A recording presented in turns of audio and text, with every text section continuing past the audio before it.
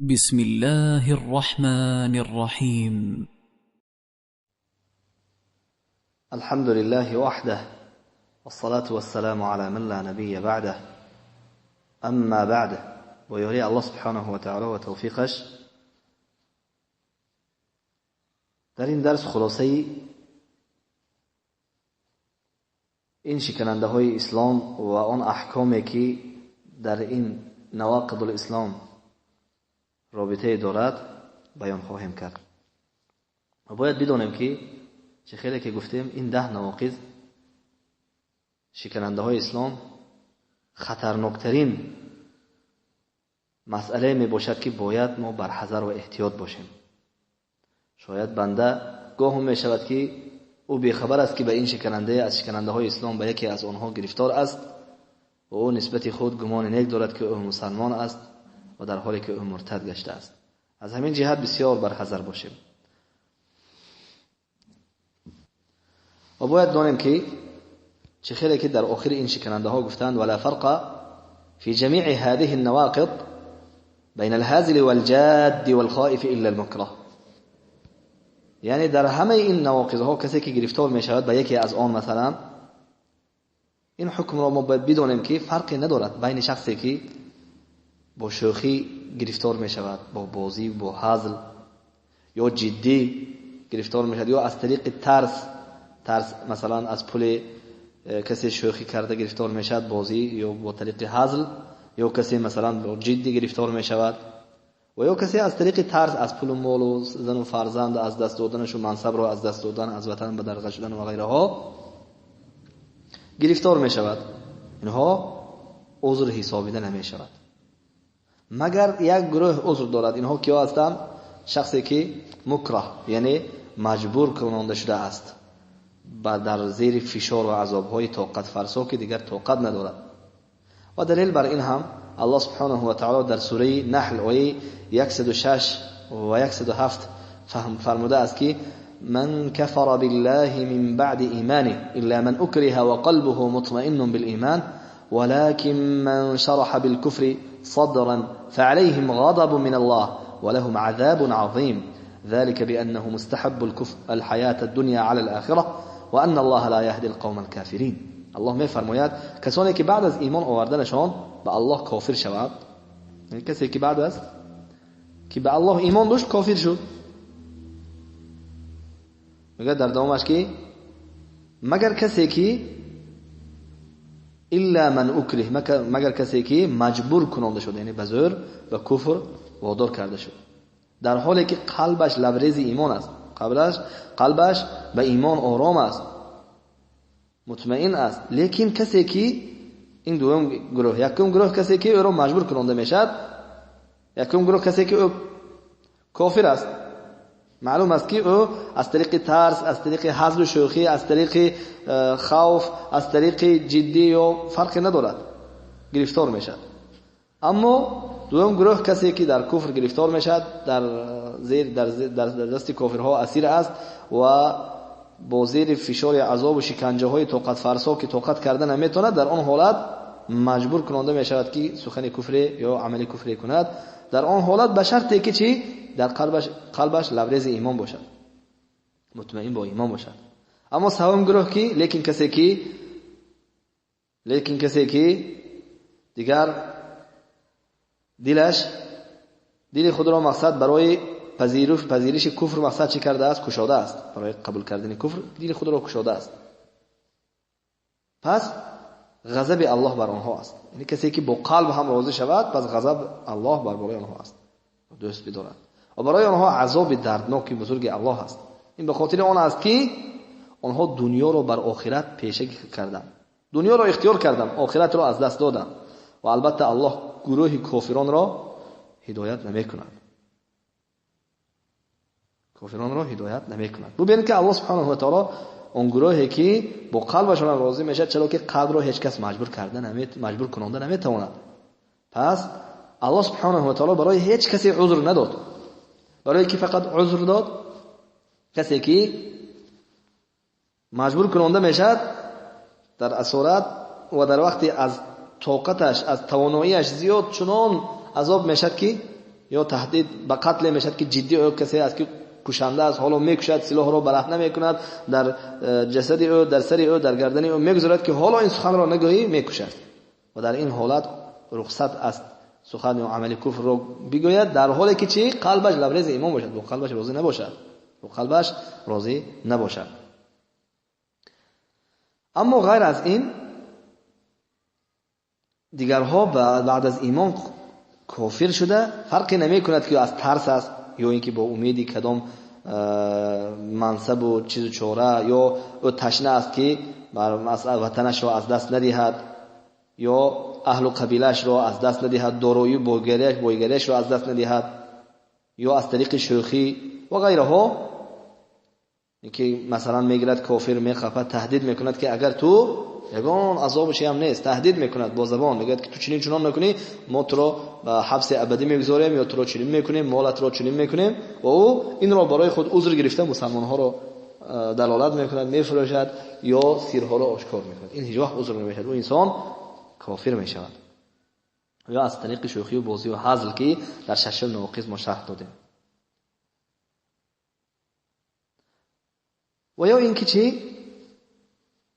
یعنی که از اینجا ما فهمیدیم که یکم الله فرمود که کسی اجازت است، کسی که گروهی که اجازت شد به کفر مجبور کننده شود در زیر عذاب و قلبش لبریز ایمان باشد. اما کسی رو و قلبش رو اگر با قلبش هم کسی راضی شود، پس او در این حالت کافر می شود. چرا که قلب رو هیچ کسی مجبور کننده نمیتواند. پس الله در آیه بعدی گفت که 107 ذلك بانه مستحب الحیات الدنیا علی الاخره، کسانی که حیات دنیا را از آخرت پیش گرفتند کافریشان از سبب همین بود که کفر و عذاب جهنم به سبب عقیده آنها که با یا مثلا چی دارد، به سبب عقیده آنها یا جهل یا مثلا بدبینی نسبت دین یا دوست داشتن کافرها که با این سبب ها آنها با قلبشان راضی شدند، که بهره از بهره های دنیا سبب شد که آنها چی کردند؟ دنیا را از دین پیش گرفتند و دین را از دست دادند. و همچنین کسی که از سختی خرسندی زبانش پیش میگذارد و خود بیخبر است که چی گفته است، عذر حسابیده می شود. مثل کسی که از سختی خرسندی پیامبر صلی الله علیه و سلم از امتی گذشته را بیان کردند که کسی بود که او مسلمان موحد بود، در بیابان وقتی چه شتر وقتی کمی میخوابد میخیزد که شترش با تمام توشه و تلقان راهش ناپدید شده است و او چقدر میکوه در آنجا، نه طعام نه شراب نه مرکب، و او میکوه بسیار جستجو میکند میکوه ولیکن پیدا نمیکند و دیگر از هوش میرود، دیگر حالتی است که دیگر به مرگ قریب آمده است. از خواب از هوش به هوش برمی آید که ببیند در بالای یکی از سایه های درخت میشینم میگوید، یا در یک جای مقصد کمی استراحت میکنم میگوید، و وقتی میخیزد که به هوش می آید که میبیند شوترش با توشه تلقانش آمده است. از سختی خرسندی چی میکند؟ سخن به طور مقلوب با چپگیش میگوید، در حالی که این لکنت زبان یا خطاگی زبان است که میگوید دعا کرده پروردگار رو میگوید اللهم میگوید من پروردگار تو هستم، انا ربک و انت عبدی. باید برعکس میگفت، یعنی که من بنده تو هستم و تو پروردگار من هستی و تو شکر میگویم میگفتگی بود، و این چی شد؟ برعکس گفت. پیامبر صلی الله علیه و سلم در آخرش گفتند که اخطأ من شدت فرحه، از سخت خرسندیش خطا کرد، یعنی خودش نمیدوند چی گفتگیشه. وقتی که انسان داند چی گفتگیشه اون حالت عذر حسابیده نمیشد، ولی ندانست این هم عذر است. و یا در حالت بیهوشی، در حالت خواب، در حالت بیهوشی یا در حالت کسی که در خوابش یگان گفی کفر گفت، عمل کفر کرد، یا کسی که نابالغ است مثلا به بلاغت نرسیده است، اینها چی حسابیده می شود؟ عذر حسابیده می شود. ولیکن ما این را بدانیم که جهل در اصل دین عذر حسابیده نمیشه. یعنی پس هست که هر کسی که به شرک گرفتار شود، هیچ وقت این کسی شرک گرفتار شده رو عذر داده نمی شود، گر با جاهلی هم حقیقت جاهل باشد هم اجرا کرده باشد هم.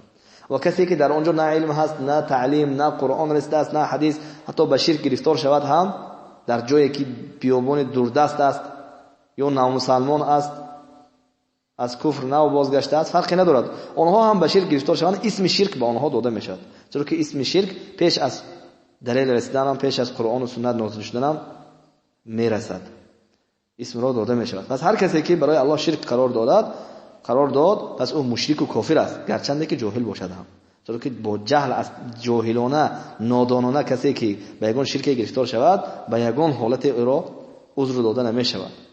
هیچ وقت مسلمانی مشرک جاهل نمیشد، انسان یا مسلمان میشد یا مشرک کافر میشد.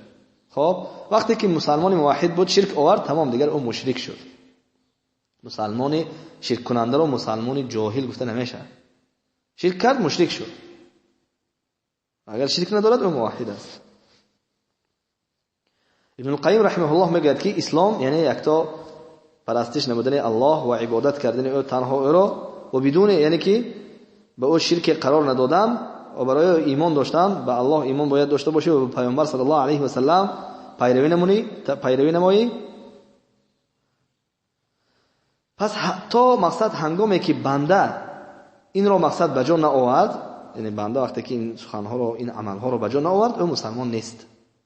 و گرچنده که اگرچه یعنی که کافر سرکش رد کننده و انکار کننده نباشد، میشد که کافر جاهل باشد انسان، چرا که کافر کسی است که توحید الله را انکار کند و یا پیامبر را رد نماید، چی از روی سرکشی و یا از روی دشمنی و یا از روی جهل و یا از روی تقلید می باشد و یا از روی دروغ شماری. پس از این معلوم شد که یکی از نمودهای راهی که انسان کافر می شود از طریق چی است؟ جهل است، چون که در کتاب طریق الهجرتین در جلد 1 صفحه 411 بیان می کنند. و اینجا برای ما معلوم گشت که بله جهل برای کسی که یعنی که به این نواقض خواستن در اصل دین گفتیم کسی که شرک آورد او شخص را هیچگاه عذر داده نمیشد، اسم شرک را داده میشد، میگیم که او مشرک است. او کسی فرقی ندارد، او عالم ترین است، با تقوا ترین انسان بود، جاهل ترین است، بی علم ترین است، فرقی ندارد. شرک کرد او مشرک است. چون که گفتیم کسی به شرک انتخابات رفت، مثلا یا در شرک به حکم قاضی های سعودی حکم غیر الله که شرک است مراجعت نمود، او مشرک است، تمام، با او عذر داده نمی شود. و یا قبر پرستی کرد، خب غیر از غیر الله طلب کرد، هر نموده نباشد، فرقی ندارد.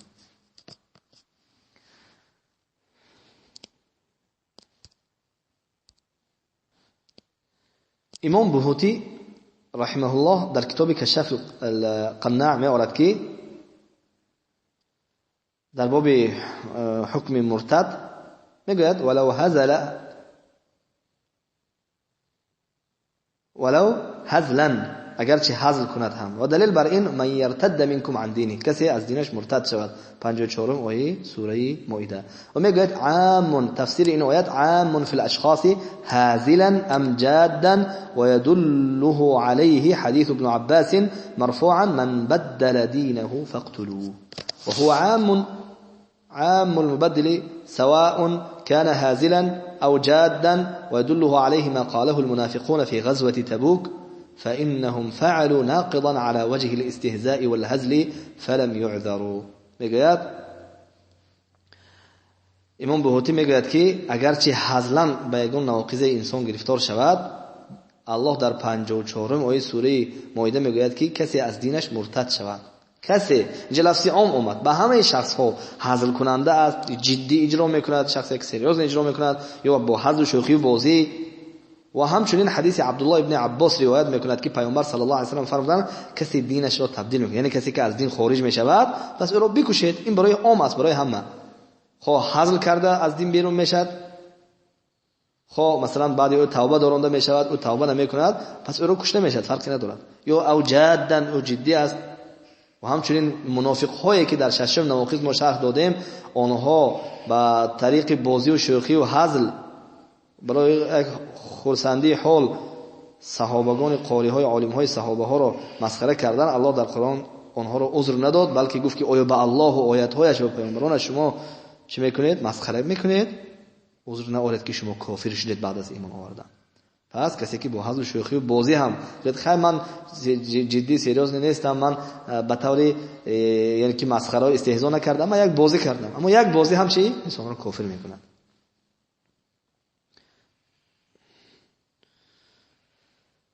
یا گفتیم شخصی که جدی اجرا میکند و این هم واضح هست که یک شخصی که مقصد به یگان حظ و شوخی جدی اجرا میکند.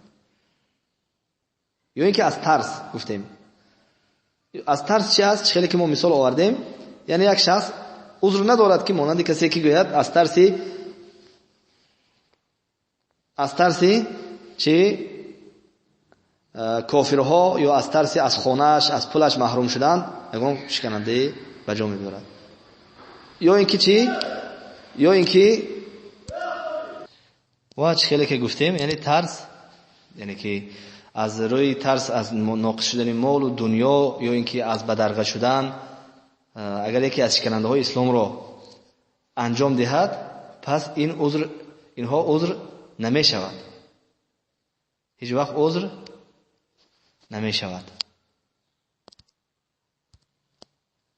و چخیلی که گفتیم این را به اکراهی که اون حقیقتا مجبور کننده می شود در زیر فشار عذاب یا قتل، با آن داخل کرده نمی شود این حالت ها را. و چخیلی که گفتیم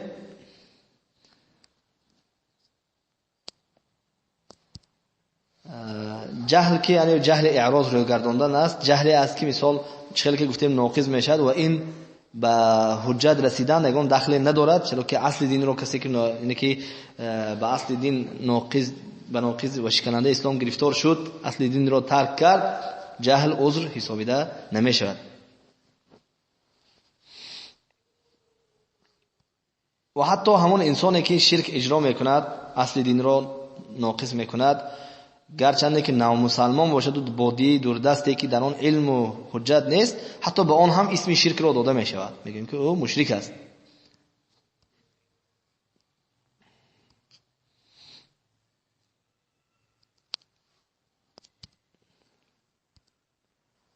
و در آخر ما باید بدانیم که این شکننده های اسلام که در اینجا مختصرا شرح داده شد، عالم ها در این موضوع در کتاب های بزرگ صحیفه های زیادی را پر کرده اند برای شرح و توضیح این شکننده های اسلام. پس ما برحذر باشیم، احتیاط باشیم و وقتی که ما فهمیدیم و دیدیم که و یکی از آنها گرفتار هست کسی، باید در حال از این ناقص ها توبه کردن، این طور است که از این یعنی که کلمه شهادت را دوباره گفته، سپس از همون نواقضی که گرفتار شده است از او توبه میکند، برمیگردد. و برای دیگرها هم از قدر توانست این مسئله مهم که از اساسترین فرض عین ترین علم است که خیلی که گفتیم علم ها فرض عین میشد، فرض کفایه میشد، و این یکی از علم هایی که ما گرفته استادیم علم فرض عین است که یکایی که زن و مرد مسلمان باید همه بدانند. امید است که فهم شده باشد. و صلی الله و سلم علی نبینا محمد و علی آله و صحبه.